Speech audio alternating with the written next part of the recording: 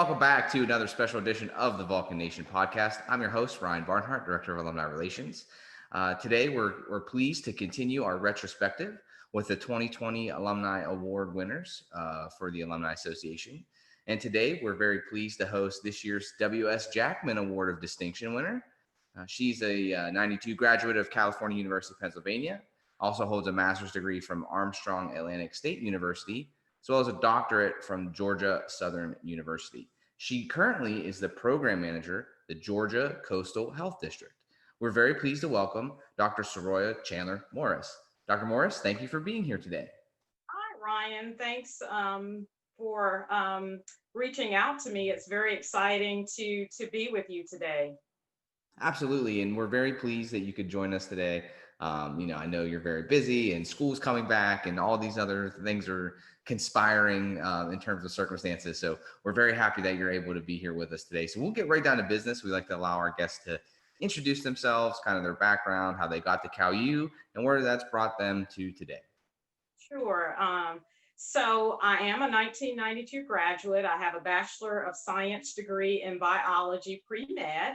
And so I live in coastal Georgia. I am married and I have a son who is a senior in high school this year.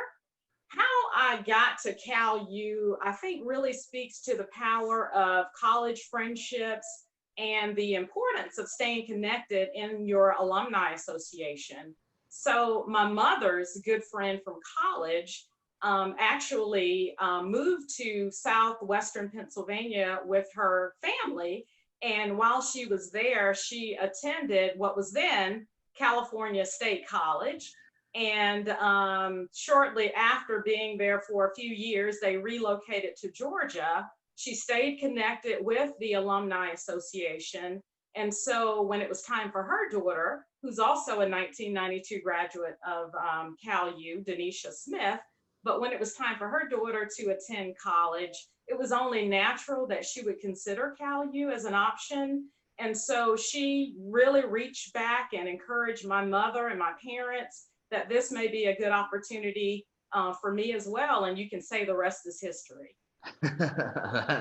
Well, it's always good when, to go with a friend. That helps a lot too. And I think that kind of theme about friendships and lasting relationships, we'll get back to that here today, but I know that's kind of important to your narrative and your story as an alumna of the university too.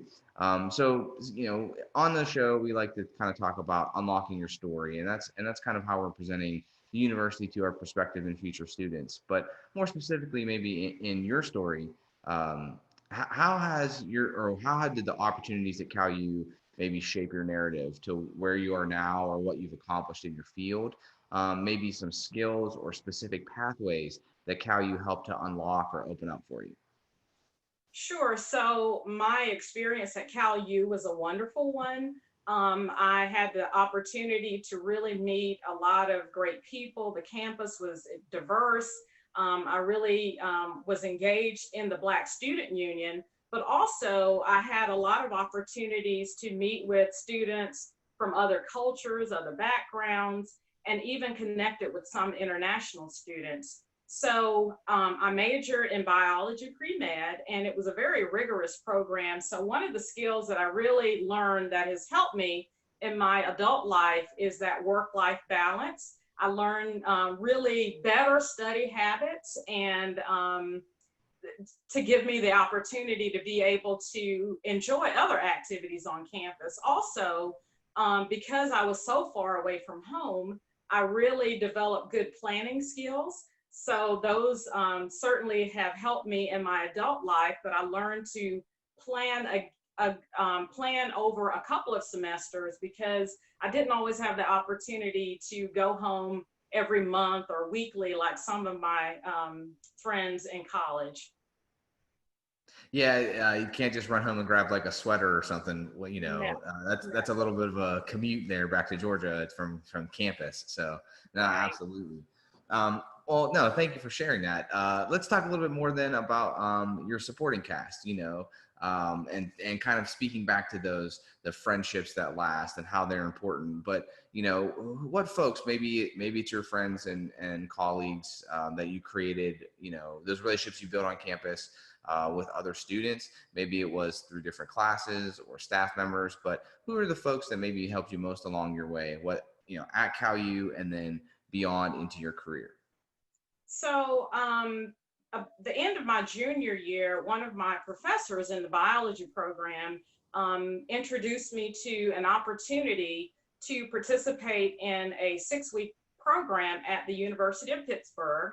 The program would introduce me to public health. I really had not thought about public health as a career option, but because of my experience over that summer, working with public health researchers, working with epidemiologists, and really working with other students to develop community-based health projects, I really began to consider seriously that public health may be a real career option for me. So I cannot remember the name of that professor in particular, but that was an example of some support that I did receive at the university. Also, I would like to acknowledge the late Dr. Walter Carter, who worked in administration. He was very instrumental in supporting me as I transitioned to the college. And at least on one occasion, I'm pretty sure that he picked me up from the airport. Also, I would be remiss if I did not extend I have a lot of great deal of gratitude for my mother's friend, Mrs. Mary Smith, who thought of me. And that's really how I got to CalU. Also, I made some really good friends at the university. One of them is Donetta Scott Brooks. I have to remember these maiden names. Delene Donaldson Lawrence and Karen Johnson. And the four of us have really reconnected on a higher level in the last few years, so much so that we decided that we would celebrate those milestone birthdays together. So the last couple of summers, we've gotten together and spent a week together, sharing and just enjoying our friendship. Unfortunately, this year, due to the pandemic, we have not been able to connect, but hopefully once things have leveled off and we feel more comfortable traveling, we're really looking forward to the opportunity to get together. Also, I have a really good friend, Dr. Alex Ortega. He actually is a very accomplished public health professional. I met him at CalU. He actually only attended for 1 year because he was a part of an intercollegiate student transfer type program. He was actually that national student exchange, I believe it. Yeah, yes. we still host and send students for that too. So that's very cool to see. Okay, great. But he was actually a student at the University of New Mexico. And so although he was only there a year, we really we developed a quick friendship that has lasted through the years. No, that's awesome. And I think that's important too, and from my perspective as the alumni director, we get to, I get to talk to a lot of diverse alumni from a lot of different eras across, from when it was still Cal State to, CalU. And that's one of the common threads is that, people make these friends and they seem to last, beyond college and relationship and that friend group really becomes that support and almost like a family. So it's really cool to see. I know you guys have attended like some alumni events and things like that before. So it's very cool to see that group still very strong and those bonds still very strong with your friends from CalU too. So let's talk a little bit more about your role at the Georgia Coastal Health District. So knowing that you're working kind of in your passion that CalU kind of helped you unlock in public health. What's the coolest part of your job? Wow, I think the coolest part of my job is actually serving as a leader and being a servant leader, serving by example. I work with a great team of colleagues and they're bright and motivated, but the biggest benefit, I think, or pleasure is working and leading by example.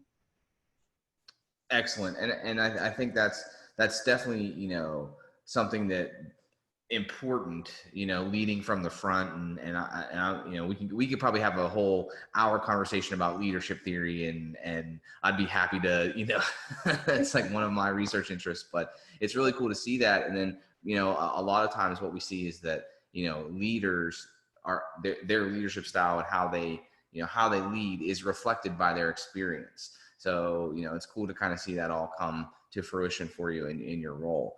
How about let's talk about some fun stuff now. So we always like to keep it light here a little bit too, and be very nostalgic and reminiscent about our times at the university. So, do you have a favorite PG-13 memory of your time at Cal U? Maybe outside of the classroom, like with your friends or from different experiences? Wow. So, yeah, I do. I actually had an opportunity to attend with a group of students from Cal U. I've always been interested in plays and I've always loved the arts. So I was able to actually attend an August Wilson play in Pittsburgh. And it was really my first introduction to Pittsburgh's native son. And so that was really exciting. And, through the years, I've really taken advantage of attending other plays written by August Wilson. So that was one off campus PG-13 memory that really sticks with me. Well, and that's one of the rewarding things too, I think. And if you didn't go to Cal and you were put off maybe by the geographical location, it is kind of in the boonies and far enough away from the city that it is a considerable distance. But the fact that all of that art and culture is very readily accessible for students, I think that makes, it's perfect. It's far enough away that, if you want to get out of like the bustle of the city, you can be, but it's still close enough that, great things like you said, Pittsburgh's native son, all the August Wilson shows, and the August Wilson house is still downtown. So it's really cool that to see that it for even since from the '90s, that students still have that connection to the city. So that's a good one. Thanks for sharing that with us. We're continuing to build the ultimate party playlist for Cal U, and we'll be releasing that later this fall for our folks to celebrate homecoming at home, during the pandemic, and still be able to kind of reminisce. So, do you have a song that reminds you most about your time at Cal U? I do actually. One song that even when I hear it today reminds me of Cal U is Summertime by DJ Jazzy Jeff and the Fresh Prince, who is probably better known as Will Smith to all of us today. But that song really just reminds me of springtime on campus after a long, cold winter, maybe some snow, with students kind of hanging out on the campus yard. Also, I spent some time in Philadelphia with my friend Donetta and her family, and some of the scenes from the video actually depict places in Philadelphia. So every time I hear the song or watch the video, it just reminds me of those fun times at Cal U. That's great. And we, to my knowledge, we don't have any Fresh Prince or DJ Jazzy Jeff on the playlist yet. So that'll be the first one, and I'm really excited to add that to it. So thank you for sharing that Great. with us too. Okay, so last question, kind of here in our lightning round. We're trying to settle the great food debate. So this could be a meal that you had on campus or somewhere off campus. But what's the best food that you ate at Cal U, or the meal or place to eat that reminds you of campus the most? So the one food item, although I'm cutting back on the carbs now, but the one food item that really sticks with me is stromboli, made in the food court in the student union. Also, whenever I got a chance to get to Pittsburgh, I enjoyed sandwiches from Primanti Brothers. Oh, you can't go wrong there. And they ship worldwide now. So, if you ever get a hankering down there in Georgia, they'll mail you one out. Although I can't attest, I'm not sure how a mailed Primanti sandwich would work, but I know they do it now. Okay, cool.